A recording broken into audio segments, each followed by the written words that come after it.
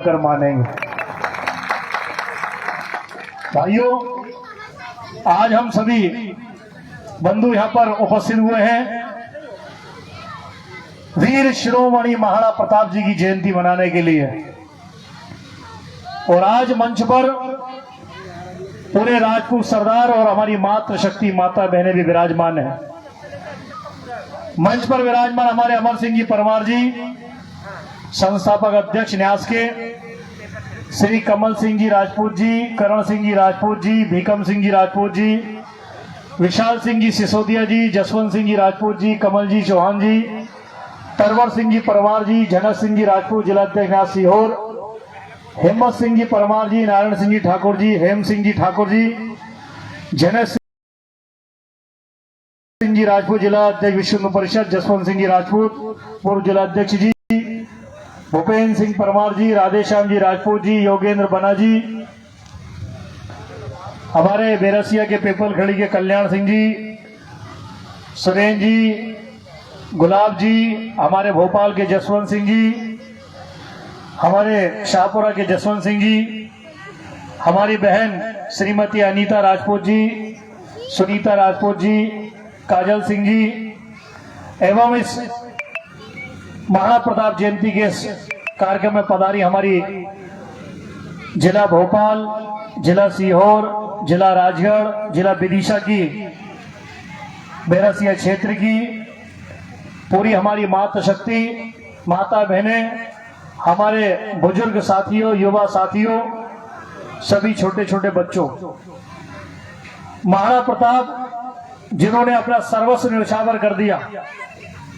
राष्ट्रीय स्वयंसेवक संघ की शाखा में हम गीत गाते थे, नीला घोड़ा रा सवार मारा मेवाड़ी सरदार राणा सुनता ही जाजो जी, राणा थारी दकाल सुनकर अकबर धूत जो जाए, और हल्दी घाटी रंगी खून सिव नालो वे तो जाए, माने जीवा सिव नहीं माए है, माने मरणो है एक बार राणा सुनता ही जाजो जी।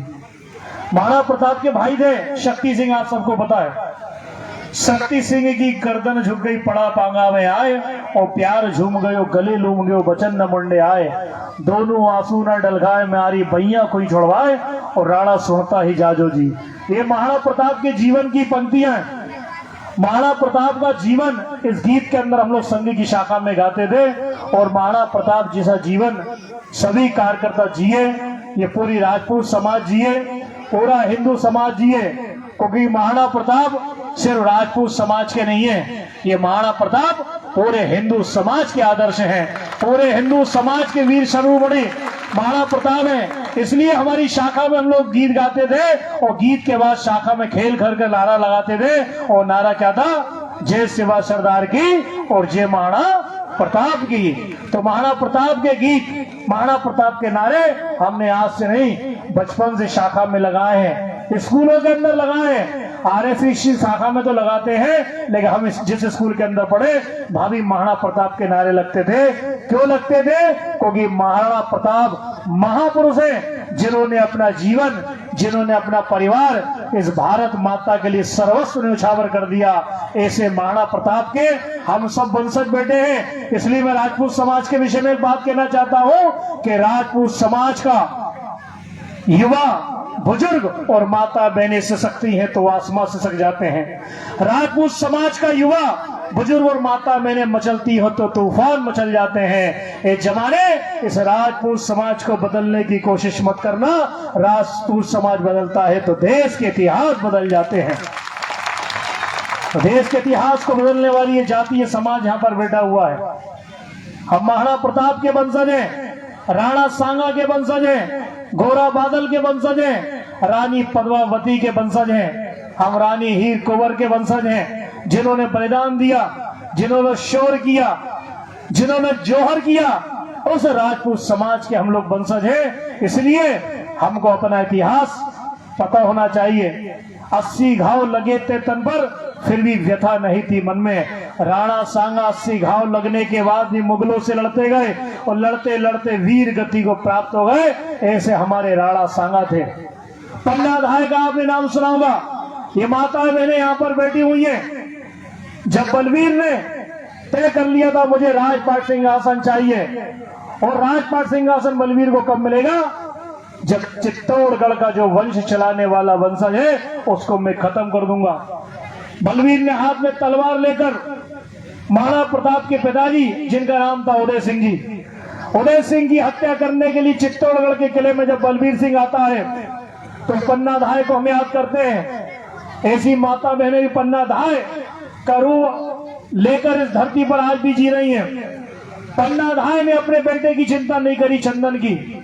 बलवीर आता है उदय सिंह जी को मारने के लिए, पन्ना धाय से पूछता, पन्ना धाय कहाँ है राजा उदय सिंह?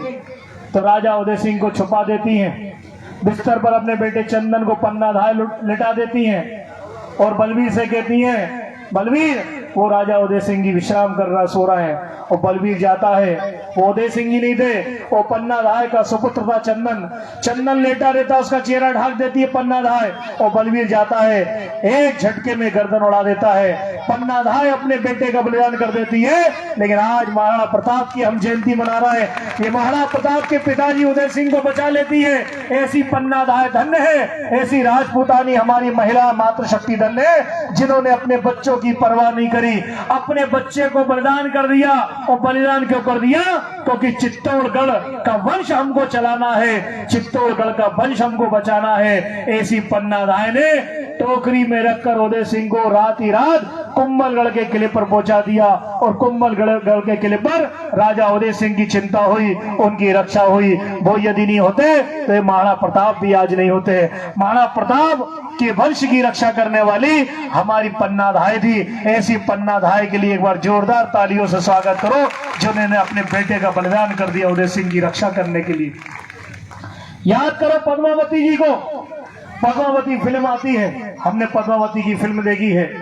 पद्मावती जिन्होंने सन 1303 के अंदर 26 जुलाई को 16,000 रानियों के साथ बलिदान कर दिया, वो रानी पद्मावती जिनके राजा भीम सिंह थे। राजा भीम सिंह जो अलाउद्दीन खिलजी से लड़ने के लिए गए थे, अलाउद्दीन खिलजी से लड़ते लड़ते और वीर गति को प्राप्त हो गए, धोखे से मारा गया। और भाइयों बहनों, मैं आपको इतिहास बताना चाहता हूँ, ये सब झूठ है कि रानी पद्मावती को शीशे के अंदर दिखाया गया राजपूतों ने। आप खुद सोचिए, अपना इतिहास जानिए। जो राजपूत माता बहनें पूरा घूंघट ढकती हैं लाज शर्म के लिए, अपने परिवार के सामने घूंघट नहीं खोलती, वो राजपूत छत्राणियां कभी किसी अलाउद्दीन खिलजी ऐसे मुस्लिम आक्रांता के सामने कभी अपने चेहरे को नहीं दिखा सकती। ये झूठ लिखा है इतिहासकारों ने, ये कम्युनिस्टों ने, मुसलमानों ने इतिहास लिखा है। रानी पद्मावती ने कोई अपना चेहरा नहीं दिखाया। वो घूंघट करने वाली छत्राणी मुसलमान के सामने अपना चेहरा नहीं दिखा सकती। ये झूठ हमको पढ़ाया गया। महाराणा प्रताप ने घास की रोटी खाई, घास की रोटी नहीं माताओं बहनों, जो घास की रोटी का एक दाना रहता है जिसको सावा का दाना कहते हैं, उसका आटा पीस के महाराणा प्रताप रोटी खाते थे। एक गलत इतिहास हमको पढ़ाया जा रहा है, हमको बदनाम किया जा रहा है। इतिहासकार कौन थे हम सबको पता है। जब देश आजाद हुआ तो देश की कमान संभाली किन लोगों ने? जो बिके हुए लोग थे, पिटे हुए लोग थे, भगे हुए लोग थे। उन्होंने हमारे देश का इतिहास लिखा और ऐसा इतिहास हमारे देश के अंदर पढ़ा दिया और हम भी उस इतिहास को मानने लगे। 16,000 रानियों के साथ छत्राणी ने अपना बलिदान कर दिया, अपने सतीत्व की रक्षा करने के लिए, अपने वंश की रक्षा करने के लिए, अपने धर्म की रक्षा करने के लिए, अपने शील की, अपने चरित्र की रक्षा करने के लिए रानी पद्मावती ने जोहर किया और 16,000 रानियां जलते हुए यज्ञ कुंड में कूद पड़ी और अपने जोहर कर कर आज उन्होंने 16,000 रानियों ने इतिहास रख दिया।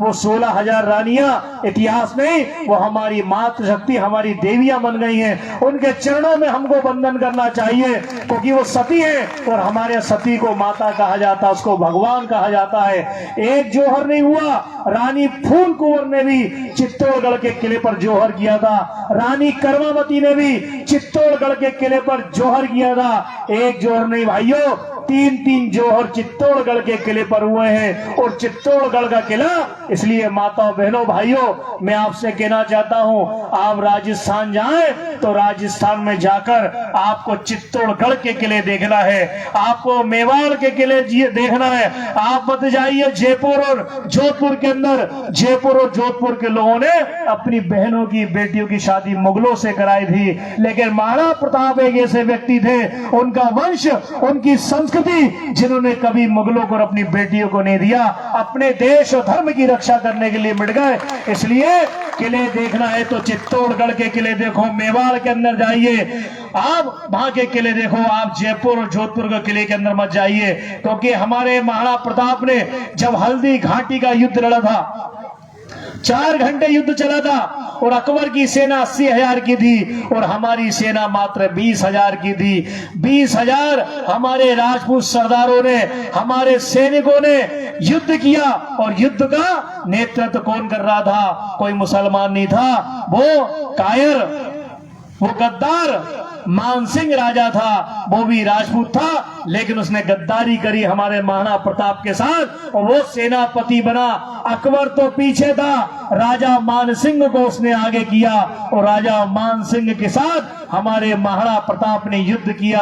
और आप जानते हैं, और महाराणा प्रताप का जो घोड़ा था उसका नाम क्या था? उसका नाम चेतक था, और चेतक घोड़े ने महाराणा प्रताप की हर समय रक्षा करी है। उस युद्ध के अंदर भी चेतक ने महाराणा प्रताप की रक्षा करी थी। कितनी लंबी छलांग लगाकर महाराणा प्रताप को जिस चेतक ने बचा लिया था, उस चेतक को भी लोग भगवान का रूप मानते हैं। एक बार उस चेतक घोड़े के लिए भी हम लोग ताली बजाएं। जिस चेतक को आज महाराणा प्रताप को जानते हैं, तो उस चेतक का नाम भी उनके लिए लिया जाता है। ऐसे राजा महाराणा प्रताप ने 4 घंटे युद्ध लड़ा, और युद्ध हमारे महाराणा प्रताप हारे नहीं है, यह भी इतिहास हमको गलत पढ़ाया जाता है। महाराणा प्रताप ने अकबर से लड़ाई लड़ी।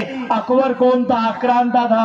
आज लोग कहते हैं अकबर महान है। अरे अकबर महान है तो फिर महाराणा प्रताप कौन है? महाराणा प्रताप महान थे, अकबर महान नहीं थे भाइयों।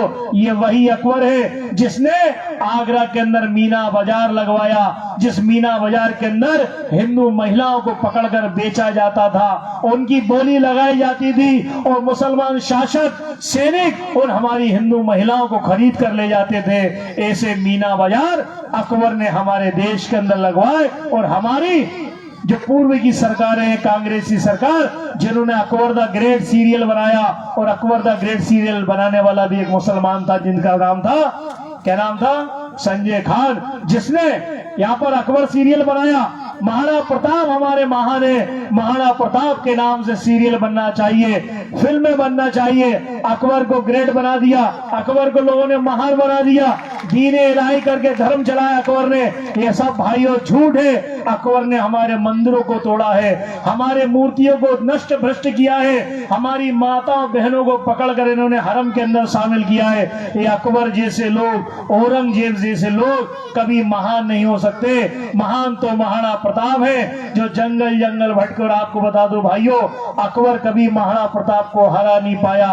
महाराणा प्रताप 30 साल तक जंगल में रहे, भीलों का साथ, आदिवासियों के साथ वो रहे। आदिवासियों ने, भीलों ने, जनजातियों ने महाराणा प्रताप का साथ दिया। महाराणा प्रताप ने अकबर की दास्ता स्वीकार नहीं करी।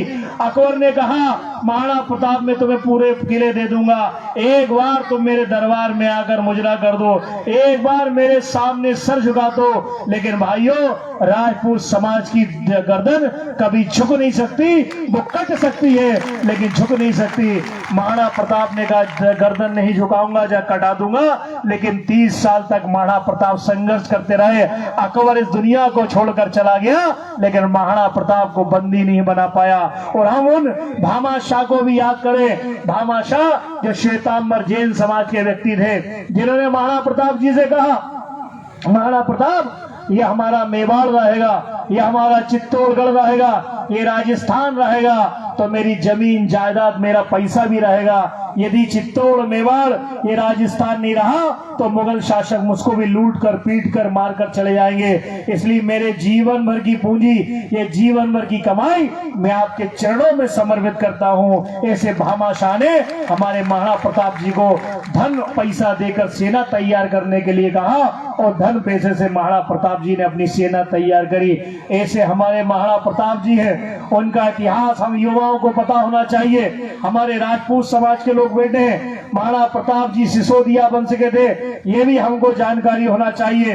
1540 के अंदर उनका जन्म हुआ था और 1597 के अंदर महाराणा प्रताप इस दुनिया को छोड़कर स्वर्गवासी हो गए थे। इतिहास हमें पता होना चाहिए। हमारी बहन, हमारी बेटियां, हमारी माता बहनें, हमारे युवा बुजुर्ग बच्चे यहाँ पर बैठे हैं, यदि जिस समाज को अपने इतिहास के बारे में नहीं पता, अपने अतीत का गौरव नहीं पता, वो समाज नष्ट हो जाता भाइयों। इसलिए हमारा इतिहास हमको पता रहे। यहाँ बुजुर्ग सज्जन बैठे, राजपूत समाज के बड़े बड़े सरदार बैठे हैं, मैं उनसे निवेदन करता हूँ, अपने आने वाली जो पीढ़ी यहाँ पर बैठी है, आपके नाती हैं, पोते हैं, बच्चे हैं, भांजे हैं, भांजिया, भतीजे हैं, इनको इतिहास बताइए महाराणा प्रताप का, इनको इतिहास बताइए राणा सांगा ने कैसी लड़ाई लड़ी थी, इनको इतिहास बताइए पद्मावती का जौहर का, इनको इतिहास बताइए फूल कुंवर और कर्मावती ने कैसा जौहर किया था, इनको इतिहास बताओ हाड़ा रानी का, जिस हाड़ा रानी ने अपना सर काट के फेंक दिया था। उनका पति हाड़ा रानी का इतना प्यार करता था, वो लड़ने के लिए नहीं जाता था मुगलों से, मुसलमानों से, हाड़ा रानी के से इतना प्रेम करता था, इतना मोह हो गया था, उसको डर लगता था मेरे मरने के बाद मेरी रानी का क्या होगा। रानी समझ गई राजा प्रेम के चक्कर में कमजोर हो रहा है, इसलिए उसने दासी को बुलाया, दासी जरा मेरे कक्ष के अंदर आओ। दासी जाती है और दासी को समझाती है, मैं अपना बलिदान दे रही हूँ, मेरा राजा मुझसे इतना प्यार करता है हाड़ा राजा कि मेरे चक्कर में ये युद्ध लड़ने के लिए नहीं जा रहा है, इसलिए दासी मैं अपना सर काट कर थाल में सजाकर राजा के सामने भेज रही हूँ और ये मेरी पूरी कहानी तुम राजा को सुनाना। और एक तलवार लेकर हाड़ा रानी अपना सर काट देती है और सर को थाल में सजाकर दासी लेकर जाती है।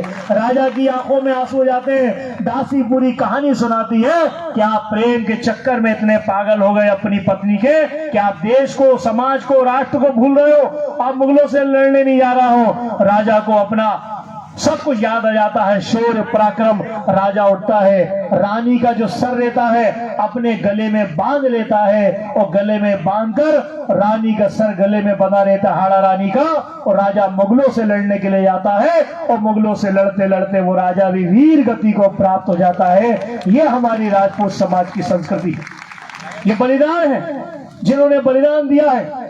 इसलिए आज भाइयों बलिदान की आवश्यकता इस वर्तमान के अंदर भी पड़ेगी। भविष्य में संकट आ रहा है, गहरा रहा है, उस संकटों से लड़ने के लिए आज हम सबको महाराणा प्रताप, राणा सांगा, उदय सिंह बनना पड़ेगा, हमको शक्ति सिंह बनना पड़ेगा, हमको गोरा बादल बनना पड़ेगा। वो गोरा बादल की भी कहानी बच्चों को सुनाइए। ये गोरा बादल कौन थे? रानी पद्मावती के चाचा और भतीजे थे। रानी पद्मावती के चाचा भतीजे गोरा बादल लड़ने के लिए गए थे अलाउद्दीन खिलजी से। अलाउद्दीन खिलजी से लड़ने के लिए गए थे, महिलाओं का भेष धारण किया। पद्मावती ने कहा था मैं तुझसे मिलने के लिए आ रही हूँ, लेकिन पद्मावती डोली के नहीं गई थी। डोली के अंदर गोरा और बादल बैठे थे महिलाओं का भेष धारण करके, और अलाउद्दीन खिलजी की छावनी के अंदर घुसकर मार काट मचा दी और गोरा बादल चाचा भतीजे शहीद हो गए। लड़ते लड़ते वीर गति को प्राप्त हो गए। ऐसे गोरा बादल भी हमारे राजपूत समाज के वंशज, उनके बारे में इतिहास हमको पता होना चाहिए। शक्ति सिंह चूड़ावत की कहानी अपने बच्चों को सुनाइए। और शक्ति सिंह भल्लावत चूड़ावत जिन्होंने महाराणा प्रताप के वंश के लिए अपना जीवन त्याग दिया। आपको पता नहीं होगा भाइयों, वहां पर शर्त लगी गई थी कि राणा सांगा महाराणा प्रताप की राजपूतों की सेना में सबसे आगे कौन सा दल चलेगा। कौन सा दल चलेगा? चूड़ावत कहते थे हम चलेंगे, शक्तावत कहते थे हम चलेंगे। वहां पर प्रतियोगिता हुई, नकली प्रतियोगिता हुई, नकली युद्ध हुआ, असली युद्ध नहीं हुआ मुगलों से। उन्होंने कहा हम युद्ध लड़ेंगे। इस युद्ध के अंदर, इस महल के अंदर, किले के अंदर जो शक्तावत की टीम, शक्तावत की सेना पहले चली जाएगी, तो आप हमेशा इस राजपूत समाज के युद्ध में सबसे पहले आपकी टीम चलेगी। यदि चूड़ावतों की टीम सबसे पहले इस किले के अंदर पहुंच गई, तो आपकी टीम सबसे आगे। हमारे इस सेनापति के दल में चलेगी। नकली युद्ध हुआ, शक्तावत और चूड़ावत का भयंकर संघर्ष हुआ किले के अंदर जाने के लिए। उन्होंने कहा हमें तो भैया महाराणा प्रताप की सेना में सबसे आगे लड़ना है। देखो लोग मरने के लिए तैयार है, बलिदान देने के लिए लड़ाई लड़ना है कि हमको बलिदान देना है, हमको सबसे पहले आगे जाना है। तो नकली युद्ध होता है और युद्ध के अंदर भी लोग नकली युद्ध के अंदर वीर गति को प्राप्त हो जाते हैं। जब देखते किले का गेट नहीं टूट रहा, किले के गेट पे आपने देखा होगा पुराने जमाने में बड़े बड़े लोहे के कांटे लगे रहते थे, लोहे के तीर लगे, कीले लगे रहते थे। अब कीले तोड़ने के लिए हाथी को टकरा रहा, हाथी के सर में खून बहने लगा, हाथी की हिम्मत नहीं हुई। तो जो शक्तावत थे, शक्तावत ने कहा वो कीले को पकड़ लेते हैं और अपनी छाती के ऊपर हाथी से वार करवाते हैं और किले का गेट टूट जाता है। चूड़ावतों को पता लगता है कि शक्तावत अंदर घुस जाएंगे, उनको मौका मिल जाएगा महाराणा प्रताप की सेना में आगे चलने का। तो चूड़ावत जो एक तैयार होता है वो अपनी गर्दन काट कर तुरंत किले की बॉर्डर से, किले की दीवार से अपनी गर्दन अंदर फेंक देता है। वो चूड़ावत की गर्दन अंदर गिरती है और यह शक्तावत के चिथड़े चिथड़े उड़ जाते हैं। दोनों सैनिक तुरंत अंदर पहुंच जाते हैं। राजा की आंखों में आंसू आ जाते हैं। नकली युद्ध के अंदर भी इनने अपना बलिदान कर दिया। और किसके लिए कर दिया? क्योंकि इस राणा सांगा महाराणा प्रताप की सेना में सबसे आगे हमको चलना चाहिए। ये शौर्य पराक्रम की कथा और कहानियां है, ये कोई नकली नहीं है भाइयों, ये असली ओरिजिनल कहानी मैं आपको सुना रहा हूं। तो ऐसी राजपूत समाज के अंदर हम सौभाग्यशाली हैं कि आपने राजपूत समाज के अंदर जन्म लिया है। कोई अच्छे कर्म करे होंगे जो आपने इतने शक्तिशाली राणा सांगा महाराणा प्रताप, अमर सिंह राठौर, पृथ्वीराज चौहान, उनके वंशज हम लोग यहाँ पर बैठे हैं जिन्होंने अपना बलिदान कर दिया। 4 बार 24 गज अंगुलश प्रमाण ताई ऊपर सुल्तान है मच चुके चौहान। ऐसे पृथ्वीराज चौहान ने आंखों से अंधे होने के बाद भी तीर चला दिया। आप सबको पता है औरंगजेब जैसे लोगों ने, मोहम्मद गोरी ने उनकी आंखें फोड़ दी थी। हमारे पृथ्वीराज चौहान की आंखों में गरम सलाखें डाल दी थी। उसका भी गद्दार कौन था? वो जयचंद था, कन्नौज का राजा जयचंद जो सगा रिश्तेदार था। उस कन्नौज के गद्दार जयचंद ने हमारे पृथ्वीराज चौहान जी को मरवा दिया। तो गद्दारों भाइयों आज से नहीं, पुराने जमाने से गद्दारी चल रही है। कई गद्दार, कई जयचंद मानसिंह हमारे देश के अंदर हुए हैं, इसलिए उनको सम्मान नहीं, उनका अपमान होता है। आज कोई गद्दारों की बात करते हैं तो गद्दारों के नाम पर जयचंद और मानसिंह का नाम सबसे पहले आता है। जयचंद जिसने पृथ्वीराज चौहान को हरवाया, मानसिंह जिसने महाराणा प्रताप के हल्दी घाटी युद्ध में अकबर की सेना का नेतृत्व किया। ऐसे मानसिंह और जयचंद गद्दार थे। ऐसे गद्दारों को हमको पहचानना है भाइयों, और गद्दारों को सबक सिखाना है, क्योंकि आज नहीं तो कल निकलेगा, हर समस्या का हल निकलेगा। करो भरोसा अपने बल पर, मरुस्थल से भी जल निकलेगा। हम मरुस्थल से जल निकालने वाली राजपूत समाज, ये राजपूत जाति यहाँ पर बैठी है। इसलिए देश राष्ट्र के लिए हमको काम करना है। हमारे देश के अंदर कई घटनाएं घट रही है। वर्तमान में लव जिहाद भी चल रहा है। लव जिहाद के माध्यम से कई हिंदू लड़कियां मुसलमान बन रही है। लैंड जिहाद, लैंड मतलब होती है जमीन, जमीन का जिहाद भी चल रहा है। जमीनें हमारे हिंदू की लोग हड़प रहे हैं, मुसलमान कब्जे कर रहे हैं। हमारी हिंदू बहन बेटियों को भगाने का काम कर रहा है। एक बहुत अच्छी शुरुआत करणी सेना के रूप में राजपूत समाज ने की है। करणी सेना में हमारी माता बहनें भी है, बच्ची भी है। बहुत जोरदार हमारी बहनों ने प्रदर्शन किया तलवार घुमाने का। ऐसी हजारों बच्ची है राजपूत समाज और हिंदू समाज में तैयार करो। हमारी बहन बेटी अपनी रक्षा करने के लिए तलवार भी उठाना जानती हैं, इसलिए तलवार उठाकर प्रतिकार करो। इसलिए हम अपमान नहीं सहेंगे। अपमान करने से बड़ा अपमान सहने वाला होता है। अपमान करने वाला तो है, लेकिन अपमान सहते रहते हैं। ना अपमान सहेंगे, ना अधर्म को सहेंगे। हम तो धर्म को जीने वाले लोग हैं। वो पथ क्या, पथ कुशलता क्या, जिस पथ में बिखरे शूल ना हो, और नाविक की धैर्य परीक्षा क्या, जब धाराएं प्रतिकूल ना हो।